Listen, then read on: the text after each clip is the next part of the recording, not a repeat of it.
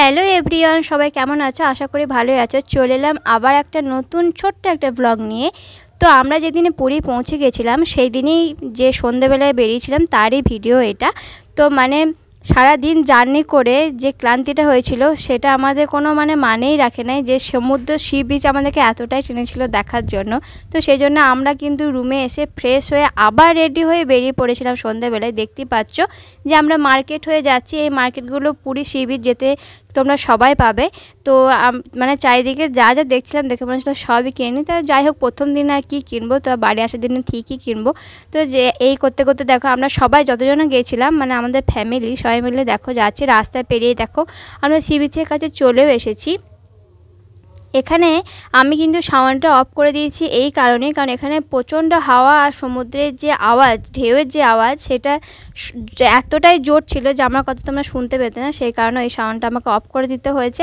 তো এখানে দেখো সবাই চেয়ারে বসে আছে, কেউ বালিতে বসে আছে। তো আমরা একটু এগিয়ে যাচ্ছি যে আমরা বালিতেই বসবো বলে। তো সামনেই দেখো কত সুন্দর লাগছে, রাতের বেলাতেও এত সুন্দর লাগছে দেখতে। লাইট নাই, হয়তো ভিডিওতে তোমরা ভালো করে বুঝতে পারছো না, কিন্তু আওয়াজটা তো তোমরা শুনতেই পাবে। আর দেখেও মনটা একদম জুড়িয়ে গেছিলো যা এক কথায় বলতে গেলে।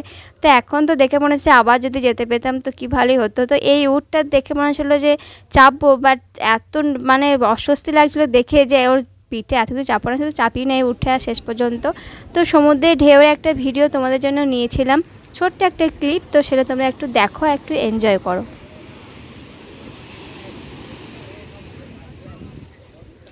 তো আমার তো দারুণ লাগছিলো। আর এই বাচ্চাটা একটা করে জলের বোতল ছুঁড়ে দিচ্ছিলো আর ঢেউর সাথে আসলে এই হিসেবেও খেলা করছিলো। তো যাই হোক, আমরা সি বিচের থেকে কিন্তু এবার চলে যাচ্ছি, বেরিয়ে পড়েছি। যে স্বর্গদ্বার বলে যে দ্বারটা আছে সেই দিক থেকে আমরা বেরিয়ে চলে এলাম সি বিচ থেকে।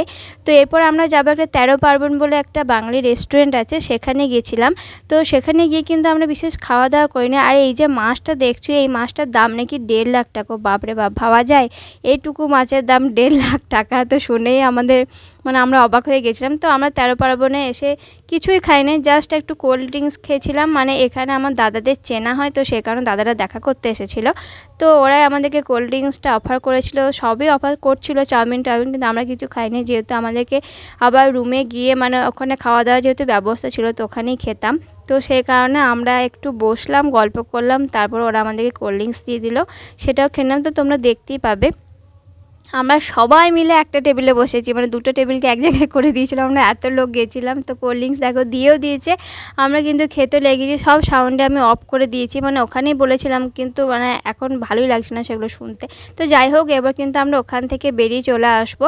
তারপর আমরা চলে আসবো আবার রুমে। তো রুমে আসার আগে সবাই মিলে ওই মাছটাই দেখছিল আর কি, যে এত সুন্দর মাছটা অ্যাকোরিয়ামে এত সুন্দর লাগছিল দেখতে। তো যাই হোক, এবার কিন্তু আমরা দেখো বেরিয়ে পড়লাম রেস্টুরেন্ট থেকে, 13 পার্বণ রেস্টুরেন্ট। তোমরা গেলে অবশ্যই 13 পার্বণ এই রেস্টুরেন্টটায় যেও, খেয়েও। খাবার দাবার সত্যিই খুবই ভালো, যারা খাচ্ছে তারা বলছিল আর কি।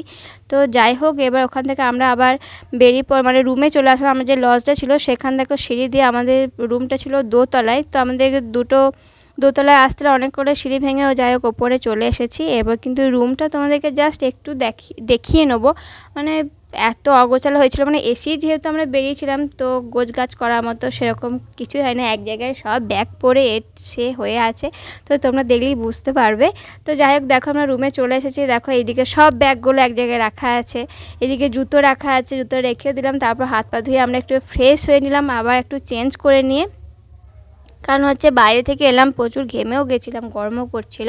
তো যাই হোক, বৌদিরা গেল, তারপর আমি যাব। তো সেই সময় দেখো আমার ভাইপো, সে বৌদি এই চান করতে গেছে, ভাইপো বসে বসে টিভি দেখছে।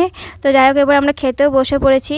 আমাদের যেহেতু ওখানেই খাওয়া দাওয়ার ব্যবস্থা ছিল, তো সেখানে আমাদেরকে কী খেয়েছি সে তোমাদেরকে একবার দেখাই। তো চলো সঙ্গে থাকো, দেখতে থাকো। প্রথমে দিয়েছিল ফ্রাইড রাইস, তো খাবার দাবার, তারপর ছিল চিকেন। তো ভালোই লাগলো খেতে। ভিডিও ভালো লাইক করে দাও।